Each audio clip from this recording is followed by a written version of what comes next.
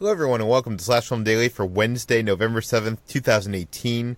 On today's episode, we're going to talk about the latest film and TV news. This is Slash Film Editor-in-Chief Peter Sciretta. And joining me on today's podcast is Slash Film Senior Writer Ben Pearson. Hey, what's going on? And writers Hoai-Tran. Hey everyone. And Chris Evangelista. Hello. Okay, so over the last few hours, there has been some big breaking news in the Breaking Bad universe. There was word yesterday that a Breaking Bad movie might be in the works, and we actually broke the exclusive today on what it involves. But let's rewind a little bit. Chris, I know you wrote the story yesterday when we found out. What was the initial rumblings? All right, so the Albuquerque Journal, I believe it's called, reported that a production was gearing up to start in New Mexico under the working title Greenbrier. But they said, despite that title, this was actually a Breaking Bad movie, and that Vince Gilligan, who created Breaking Bad, was involved to write and possibly direct this film. So at first, that was just a rumor. It started as a rumor, and then by late night, the trades, Variety and THR and Deadline, they all confirmed it actually is happening. A Breaking Bad movie is happening. And then today, we broke the word that we confirmed what the film is. So last night, the story was the film was involving a kidnapped man trying to escape, and that immediately got everyone thinking the movie was going to be about Jesse Pinkman, because in the last season of Breaking Bad, he gets kidnapped by Nazis who force him. Wait a second. Should we give spoiler warnings here? No, this show has been off the air for It's been 10 years now. Yeah. Right? I think it ended in 2013 or 2014 or something. So it's been a while. Okay, well, spoilers from now for the next probably 5 to 10 minutes. That if you have not watched Breaking Bad, you're going to get spoiled. Okay, yeah. Go on. Yes. So in the last season of Breaking Bad, Jesse Pinkman, played by Aaron Paul, gets kidnapped by Nazis who force him to cook meth.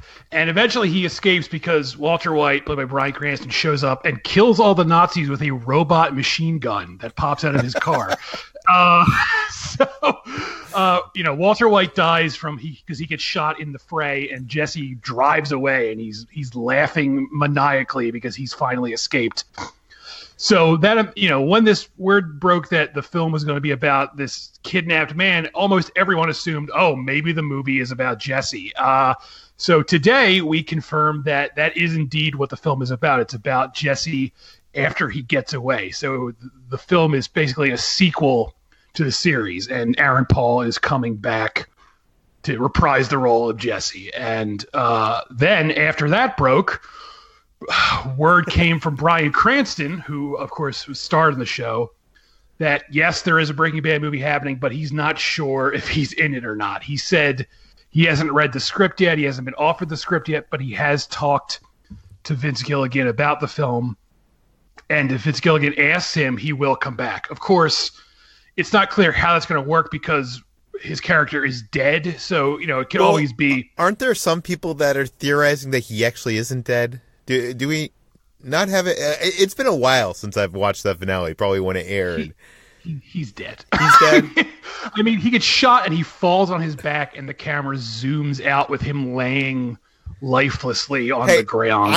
I'm not trying to argue that he's alive, but I remember when the finale aired, a lot of people were trying to argue that he could still have survived. Yeah, but people are silly, so they're wrong. And he's definitely dead. So he's dead, but you could always do flashbacks. You could always have Walter White's ghost pop up. You can, there's a million options. So we'll have to see what happens. I love that you think it's more likely that we're going to see the Force ghost of Walter White than we are going to see Walter White alive. Well, it's just because that last shot of Jesse makes it pretty clear that his mind has been severely altered by his traumatic experience. So I could see Jesse being hallucinating that Walter White's ghost is there. I don't think it's there's not going to be a real ghost that shows up, but I could see him hallucinating something like that. I want to hear what you guys think, because, it has been a few years since the finale, and I think the finale kind of wrapped things up quite nicely for this character, so I'm a little hesitant to be excited for kind of a sequel movie, although I do love this universe. I love Better Call Saul, and I was actually kind of excited for Better Call Saul to catch up with the Breaking Bad timeline and maybe actually see Aaron Paul's Jesse's story continue alongside Saul's and that format. Maybe that's how this movie came about. Maybe Vince Gilligan kind of pitched that to Aaron Paul. I mean, Vince Gilligan is involved, so we should have faith in him. He has created some great content over the last decade plus. What do you guys think? HT, let's start with you. I don't particularly need a Jesse sequel. I liked how the finale wrapped up the stories for both Jesse and Walter, and how it left on a sort of open-ended note for Jesse, in that we could imagine, like, after the trials he's gone through, that he could finally be free of this life that he's tried to leave so many times. But at the same time, I am a huge fan of Jesse and his character, and I wouldn't mind just to watch a 2-hour movie, especially after Vince Gilligan has done so well in the Breaking Bad universe with Better Call Saul, and has proven that he is a very skilled writer who can bring these characters to life further after the Shakespearean tragedy that was Breaking Bad. Ben, how about you? I am sort of right on the same page with HT. This isn't something that I ever thought that I would want or need, but if Vince Gilligan is involved, I feel like he understands the legacy of Breaking Bad better than anybody, and the pressure and all of the stuff that comes along with that. I feel like this must be a story that he is really interested in telling, and if that's the case, then I guess I'm interested in seeing what he has to say with it. When you guys were just mentioning whether or not Walter White was really dead, I was searching in the Slash Film archives because I feel like I remember Vince Gilligan commenting on that. And anyway, I got distracted because I found this article from 2013 where Vince Gilligan talks about what happens to Jesse after the end of Breaking Bad, and I feel like it may be relevant to our conversation. He did an interview with GQ, and he said, "My personal feeling is that he got away, but the most likely thing, as negative as this sounds, is that they're going to find this kid's fingerprints all over this lab, and they're going to find him within a day or a week or a month, and he's still going to be on the hook for the murder of 2 federal agents. But yeah, even though that's the most likely outcome, the way I see it is that he got away and got to Alaska, changed his name, and had a new life. You want that for the kid. He deserves it." So that was Vince Gilligan's thought in 2013. Who knows if that's changed, or if maybe that's a little bit of an insight into the direction for how this thing could go. That is interesting. So that could be what this movie is. Chris, I know you're a fan of Breaking Bad, but you're a bigger fan of Better Call Saul. Like, what are you thinking with this movie? Yeah, I don't know, because my knee-jerk reaction is to think, like, we don't need this, and I loved how Breaking Bad ended. I liked not really knowing what happened to Jesse, but I remember when Better Call Saul was announced, I had almost the same feeling where I was like, ugh, we don't need that. And then it ended up becoming one of my all-time favorite shows, and a show I like more than Breaking Bad. So I can't write it off, and the fact that, Vince Gilligan is involved, and he doesn't seem like someone who just would do like a cash grab, it does suggest that there's going to be actual thought put into this. So I'm cautiously optimistic. I just wonder, what is Jesse's character? Like, what is the appealing thing about Jesse's character now that Walter White isn't in his life? Like, I guess it's that of a survivor, right? I kind of saw him as the perennial victim in a way. Yeah, but now that Walter White's not there, there's nobody for him to be victimized by. Yeah, that's very true. I'm very curious to see where this goes. Chris, you were right. Better Call Saul, for me, in my money, and even Guillermo del Toro's money, he said too, that Better Call Saul is a better show than Breaking Bad, and I actually believe that. And I don't know. I'm interested to see where this goes and what we learn about this Breaking Bad movie. Do we even know if this is a theatrical movie or a TV movie? Do we have any idea? We do not, because everyone keeps saying it could be either theatrical or TV, and AMC is doing something similar with The Walking Dead, where they're making those movies, which it's not clear if they're TV or theatrical or not. So I really don't know. I think The Walking Dead movies are supposed to be for TV, so maybe that's what this is too. I wonder if there is a way, stop me if this sounds too crazy, but if there is a way for this to be a movie that is not only a sequel to Breaking Bad, but is also the finale for Better Call Saul. Like this is the sequel for both shows in some way. Do you think that could be possible, Chris? I guess I don't know. I really don't know. Like, could Jesse and Saul's tracks collide at some point? I mean, it's definitely possible. I think. See, I feel like it'd be wrong to have Saul in this movie while the Saul show was still going on. Like, if Saul was over, then yes, but it would seem weird to me to have him show up in this. But that's just my way of thinking. I have no idea what Vince Gilligan wants to do. Yeah. And this movie's supposed to start filming pretty soon, right? Yeah, that was the rumor from the Albuquerque Journal, right, Chris? Yeah, it's supposed to be, I think, before the year is even over, or if not, then early next year. Yeah, so I don't know, Peter, if the timing would line up well. If we knew that the next season of Better Call Saul was the last one or something, and the production schedules lined up, then maybe that theory could work. But I don't know. Well, we will keep our eyes on this one, but let's move on to other news. Let's start off with Netflix. We've talked about how they are doing theatrical releases for a couple films this year for award consideration. We're kind of wondering what is the future of Netflix theatrical releases. HT, you wrote this up for the site. What do we know? So the Hollywood Reporter has a report of the things that are happening behind the scenes at Netflix now that they've made the drastic move of sort of conceding to theatrical releases for their Oscar contenders, which are Roma, The Ballad of Buster Scruggs, and Bird Box. But most especially Roma, which is considered an Oscar frontrunner and will be receiving a 3-week theatrical release before its streaming debut. So at behind the scenes at Netflix and with talent agents and agents who are representing the filmmakers, especially who have deals with Netflix, there is something that is being called the Cuaron treatment, because Alfonso Cuarón is the director for Roma, and apparently some filmmakers or their agents are currently sort of jostling for getting the Cuarón treatment for their films.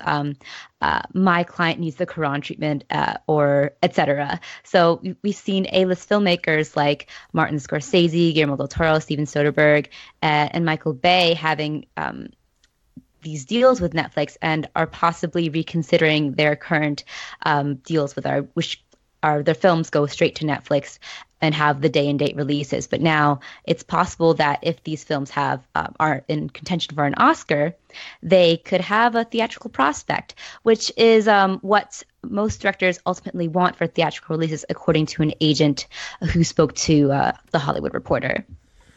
Yeah, I think the real test isn't going to be this year, the Netflix theatrical releases. I think it's going to be when Scorsese's film finally hits theaters, because, it really depends on, what kind of money that does theatrically. And also, I guess you're right. If these films hit, if they actually attract some awards out of this, maybe that is enough for Netflix to do this in the future. Ben, do you have any thoughts on this? I would love to see more Netflix movies in theaters just across the board. I love the option of the idea of just being able to choose the way that I take in these movies. And I think I talked about it a little bit when we were talking about Roma recently, especially with a movie like that where it's subtitles. It's essentially a foreign film. There are so many distractions at home. The idea of being able to go into a theater and commit yourself to the theatrical experience and experiencing these movies on the big screen without those distractions is really appealing to me. So I hope that they continue to take the theatrical thing seriously moving forward. But it also worries me that with a film with subtitles, a small indie film like this, that people won't go see it, and Netflix might see this as a financial fail of some kind. Yeah, but don't you think Netflix has enough money that they can basically just do it, put it in theaters to appease the filmmakers and like essentially take the loss? Like they probably know that nobody except for hardcore cinephiles are going to turn out too. But I feel like the idea of appeasing big name talent and people who may come back to work with them again and produce more content with them might be worth it for them. Just like balancing those two things. No, I mean you do make a good point, but I think we're pushing to an area where these filmmakers are going to get deals with Netflix where they're going to actually like need a certain amount of theaters, which are probably way more than, the Cuaron treatment. Probably are going to ask for a minimum guarantee of, spending for marketing for the theatrical release, which I feel like is going like that's going to end up costing money, even for, a company of billions of dollars like Netflix. But well, let's see. Also in the news, the 4400 is getting rebooted for the CW. Ben, you wrote this up for the site. What do we know? Yeah, so the 4400, I think it started in 2004 and it went off the air like 10 or 11 years ago. And just because a show was canceled or came to a natural conclusion, that these days that never actually means that it's over, because now the CW, it started out on USA Network, but now the CW is resurrecting the 4400 and giving it a quote-unquote reimagining, even though the premise, which you can read at slashfilm.com, the synopsis for the new show, sounds almost identical to the premise of the original show. Basically, it's about 4,400 people who disappear over the course of many, many years. In this new show, it's going to be from the time that Sputnik launched in 1957 to like as recently as a couple of weeks ago. And then one day in 2019, all of them show up at once, and none of them have aged at all, and they don't have any memory of where they've been. So it's just about them re-entering the world and trying to figure out what the hell happened. Mahershala Ali, the Oscar winner from Moonlight, actually was in the original version of the show. And we know that one of the original writers, Craig Sweeney, is going to be a co-creator and a writer on this show. And Taylor Elmore from Justified is going to be serving as the showrunner. See, I watched the show and I really liked it. I think one of the negatives is it was, what was it, for the Sci-Fi Channel? It was for USA Network. USA Network, and this was before USA Network, did shows like Mr. Robot and like bigger budget shows, and it really this was like the Monk era. Yeah, it really felt like it was very low budget. It was all shot in like Vancouver or something, and it was like especially the later seasons, I believe, like dealt with big world. I mean, I guess the whole series as a whole dealt with world-altering consequences, but it got bigger as the show went on, and it felt like the budget for what the USA Network had to play with couldn't kind of quite handle that. So I am interested in a reboot, but I am not. The way CW does things with its kind of I guess it's like the Twilight era of like kind of young adult tinged and everything kind of looks a little cheap. Like I'm not sure if that's enough for me to get excited for a reboot of this franchise. Did any of you guys watch this show? I had never heard of the 4400 until today. Oh, really? You Yeah. would love it. It was really good. Yeah, I've never seen an episode. I definitely knew that it was on, and I was aware of it at the time, but I just never. I think it was one of those where it was almost like before the era of streaming, and I didn't want to go back and like rent the first season on DVD from Blockbuster or something and catch up. So I just I missed the beginning and just never got on that particular train. Chris, did you ever see any of it? No, I too have never heard of it until today. So there you have it. It is a good show. I would highly recommend checking it out. Even in this peak TV world that we live in, I think that the show is still widely regarded as like a cult hit. A lot of people love it, and it has a lot of interesting things going for it. It was kind of in that age of everybody trying to copy Lost, and like this did it right. It was one of the shows that kind of hit that kind of thing in the right way, like the right balance of mystery, but also characters and humanity. But yeah, we'll have to see what this show looks like. Let's move on to another TV series. This is Explorers, based on the 1980s Joe Dante film. Chris, you wrote this up for the site. What do we know? Yes. So this is a very strange. I never thought these two directors would team up, but Cary Fukunaga and David Lowery are teaming to turn Joe Dante's 1985 Goonies-like adventure film Explorers into a TV series. Cary Fukunaga, of course, directed the first season of True Detective. He directed Maniac. He's directing the new Bond movie, and David Lowery made a Ghost Story and Pete's Dragon and The Old Man and the Gun. These are movies that are nothing alike. So these filmmakers have very different sensibilities. So I never thought they would come together, and the fact that they're coming together for this is even weirder. So and both of them seem like auteurs who might not work well with others. Yes, yeah. So this I don't know how this is going to work out, but they're writing the pilot together, and one of them, and it's not clear who yet, is going to direct. So I guess we're going to have to see how this turns out. Explorers was a Joe Dante movie from 1985. It was not a big hit, but it's picked up a sort of cult following in the years since it was released. So I guess this will appeal to fans of the movie. I don't really know. I don't know how this is going to turn out. It's one of those movies, I think, like in the line of films that kind of inspired Stranger Things. So if you kind of like those kind of films, you should check it out. I know that no one else on this podcast other than me is a fan of or has seen Explorers, but I would, I haven't seen it in many years, so I'm not sure if I can like entirely recommend it, but I would say check it out. It's a good kids movie from that time.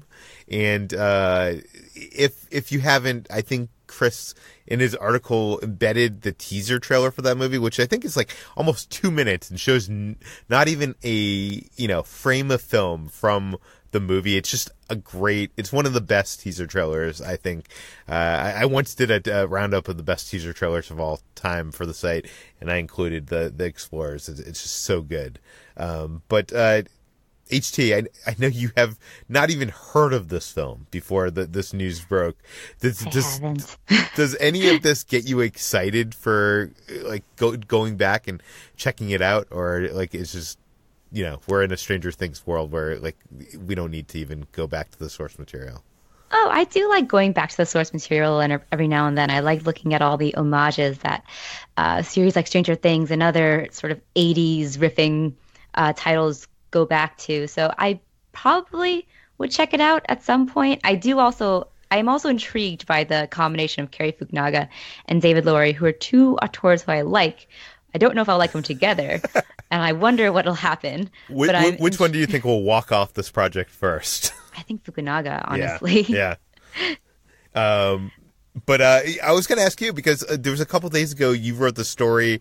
They're doing another movie adaptation of The Color Purple, again with Steven Spielberg and Oprah. And you wrote this article for the site. We couldn't get to it a couple days back, but can you tell us about it? Yeah, so Steven Spielberg and Oprah Winfrey are teaming up again for The Color Purple, but this time they're both working as producers.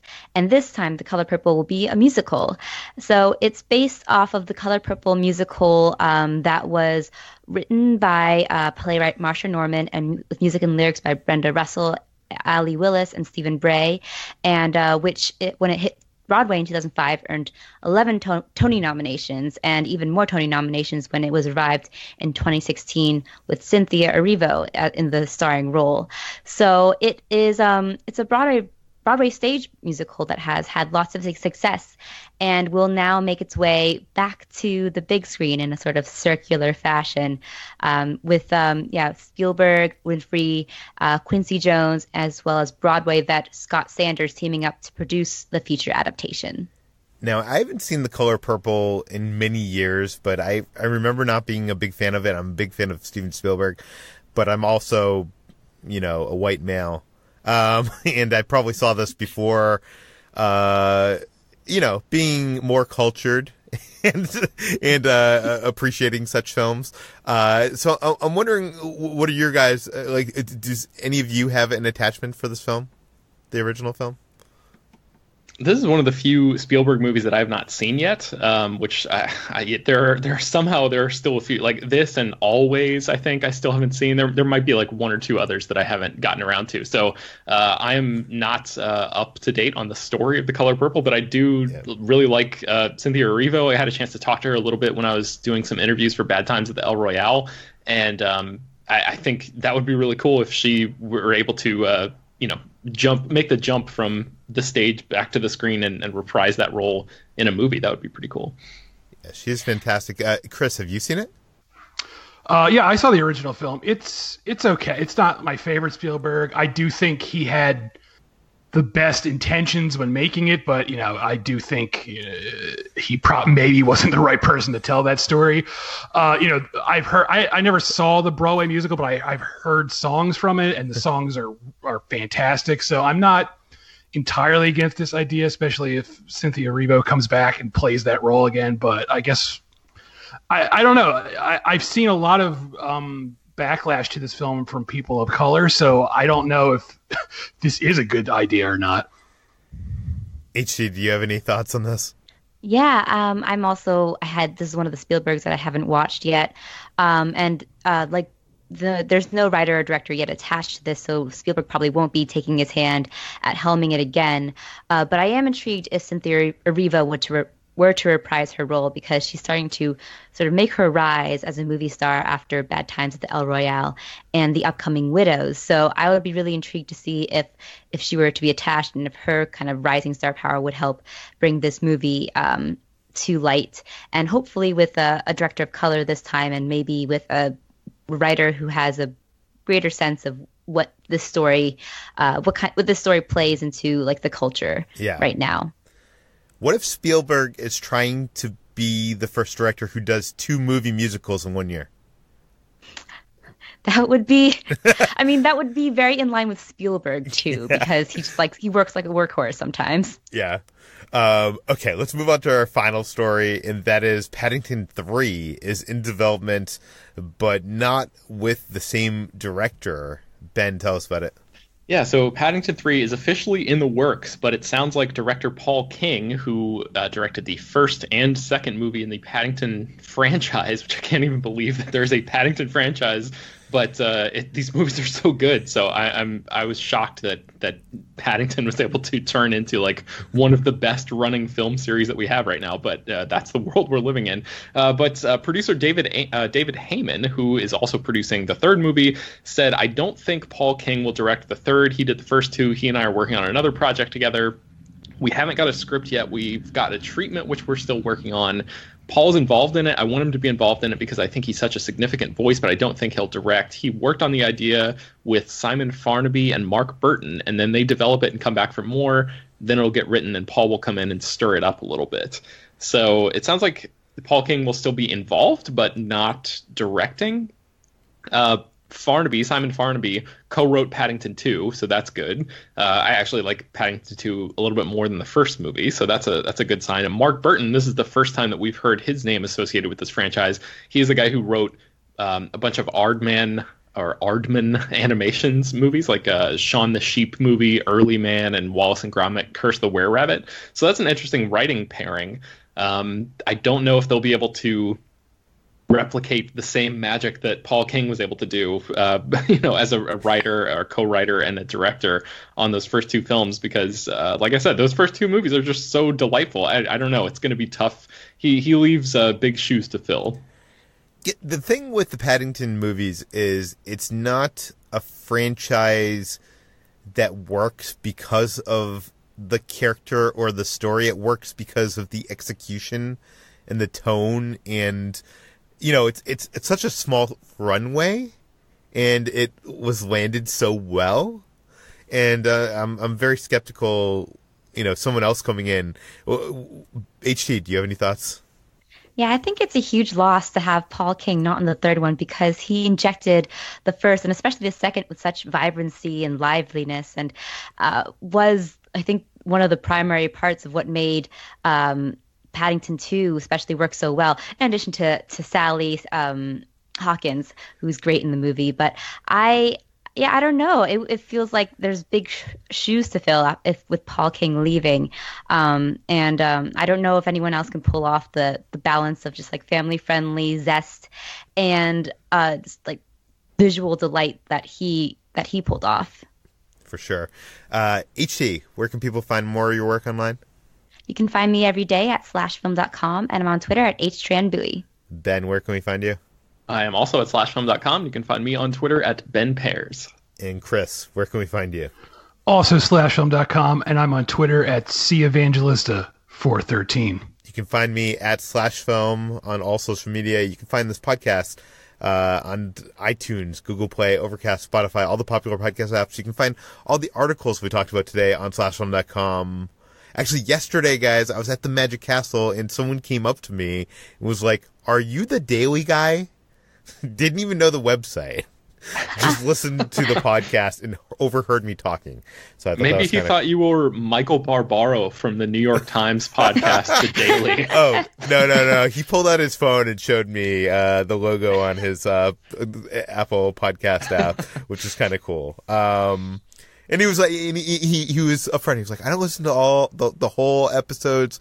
Like, I just listen to the news items I care about, and I'll 15-second fast forward through the ones I don't care about. I was like, okay, whatever you got to do. Yeah, nice. Anyways, so yeah. No, you're missing all the banter, sir. Please listen to the whole show. We put a lot of work into this. He's probably gonna miss this because he's fast forwarding through it. Yeah, he didn't get through he never heard the after credits that we do often here. What a loss. Yeah, but I know. But if you have a question, comment, concern, or feedback, send it to peter@slashfilm.com and leave your name and general geographic location in case we mention the email on the air. And please go to our iTunes page. Give us a 5-star review, write us something sweet, and tell your friends, spread the word, and we'll see you tomorrow. Okay, guys, I've been running around all morning. I have not had a chance to look at the news. The real news or the movie news? The real news. Like, what is the what is the fallout from the yesterday's election? Like, what?